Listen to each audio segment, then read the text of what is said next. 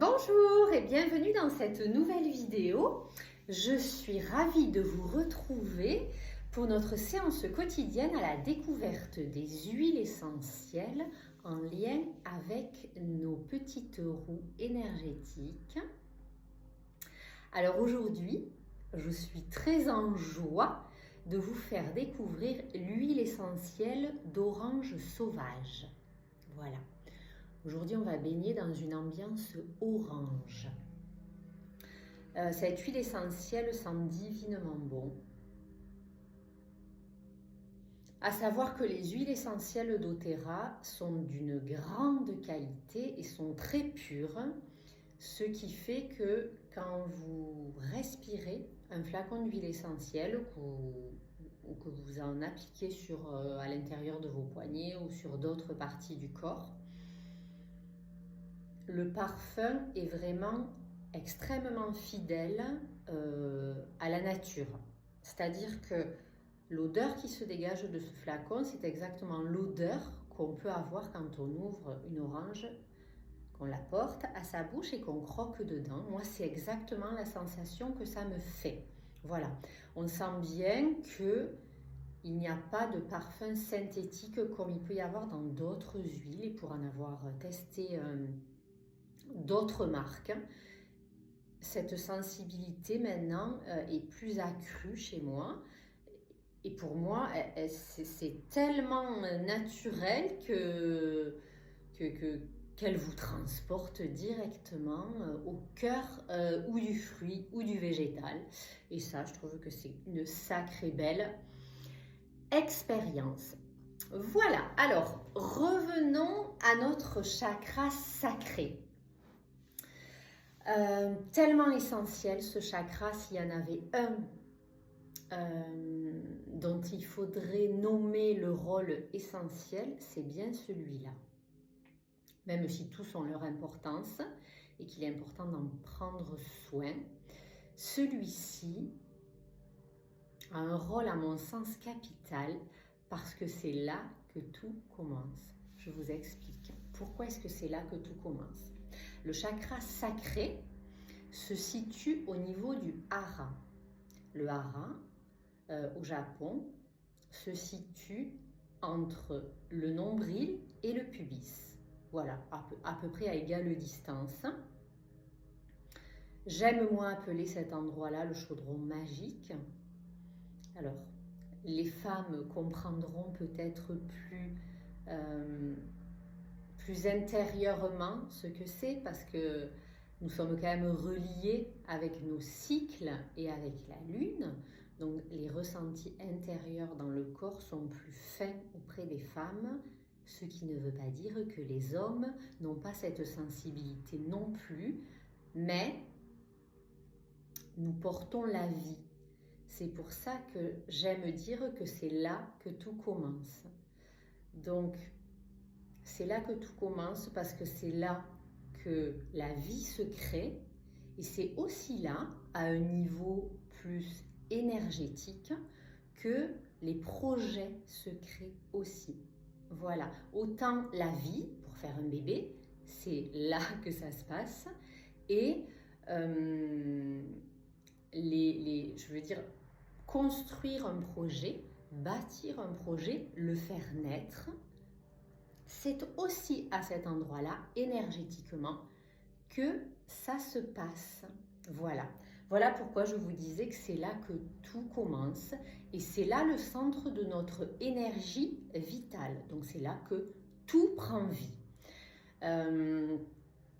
Donc l'orange, on est ce soir, vous l'avez compris, dans une ambiance très très orange. Donc qu'est-ce que vient nous dire cette huile essentielle d'orange?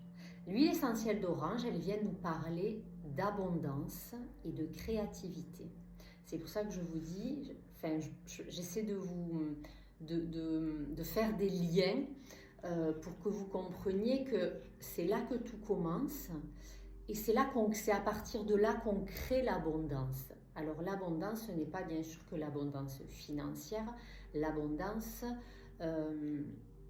concerne bien des niveaux de notre vie. Et il appartient à chacun d'affiner ce qu'est la notion d'abondance. Donc, abondance et créativité. Parce que la créativité, c'est aussi faire naître, c'est d'abord faire naître, laisser naître des idées, des envies. La créativité, c'est se poser intérieurement et faire le vide et laisser émerger ce qui doit.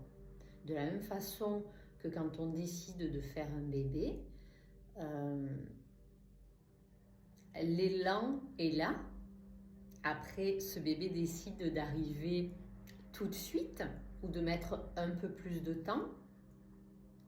Parfois, au niveau des projets et de la créativité, c'est un peu la même soupe, j'ai envie de dire. Il y a des moments où on est dans de belles énergies de créativité, où on a beaucoup, on fourmille d'idées, on a plein de projets. Et on a d'autres moments où cette créativité est un peu plus en berne. Mais j'ai envie de dire que naturellement, l'être humain, quand il est aligné et ancré, comme je vous disais hier,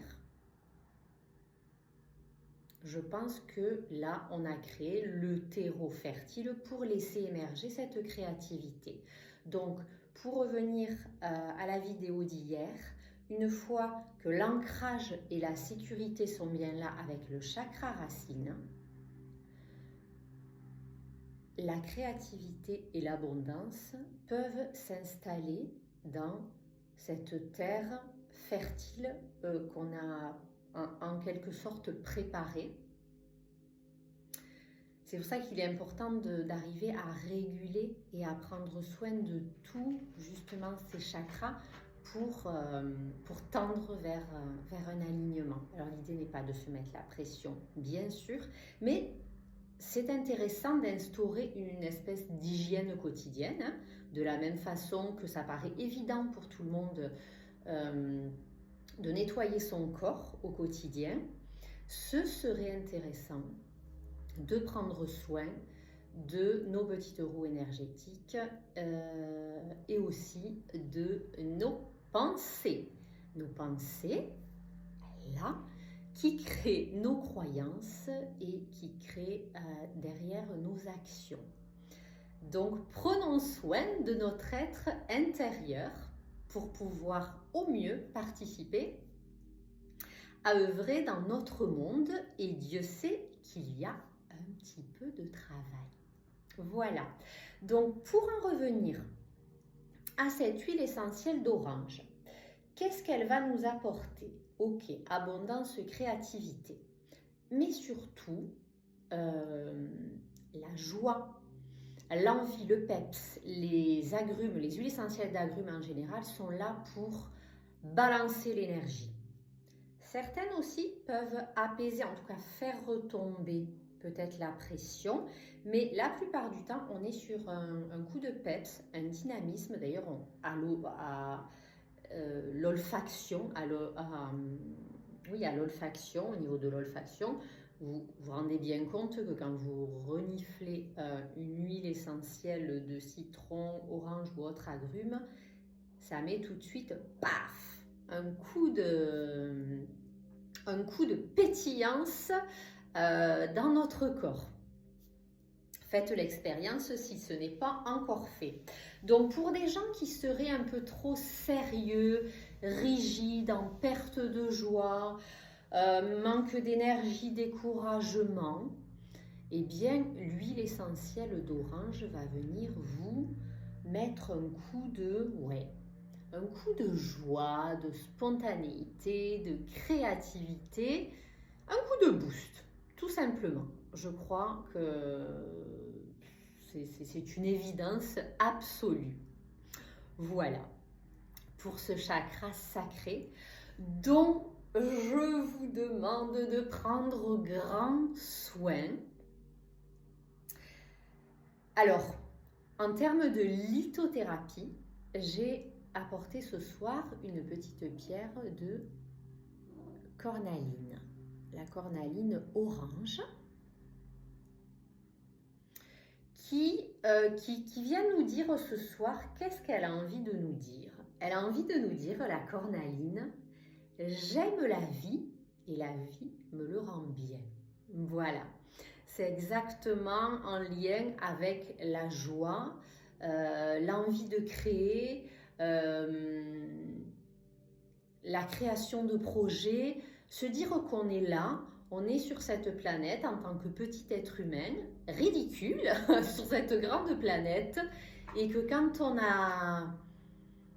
est en vie, qu'on a des envies, c'est plutôt bon signe, parce que ça veut dire que tant qu'on a des projets, qu'on se projette, on se projette dans notre monde, on se projette dans un groupe et on se fait du bien.